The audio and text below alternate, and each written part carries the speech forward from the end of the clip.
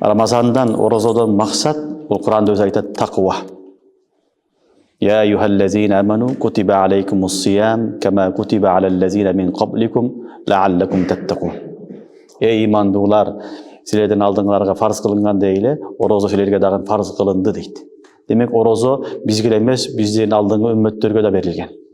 Алар да ораза қармаған. Бірақ аларда мүмкін 40 күн болған болушы мүмкін, 50 күн болған болушы мүмкін, башқа тарихтер болушы мүмкін, бірақ Рамазан, ораза аларда да болған. Рамазанның мақсаты лааллакум таттақун, тақвалы болушыңар үшін дейді. Оразада біз тақва алышыбыз керек. Оразаның сабағы бізге тақва үйрету, тақвалы болу.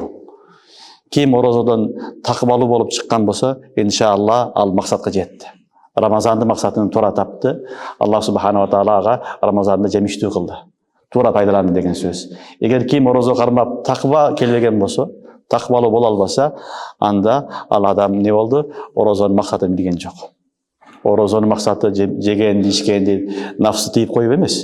Ошо менен кошо чоң нерсе турат артында ал ат-тақва, тақва, Алладан қорқып, муттақи болып жашоо.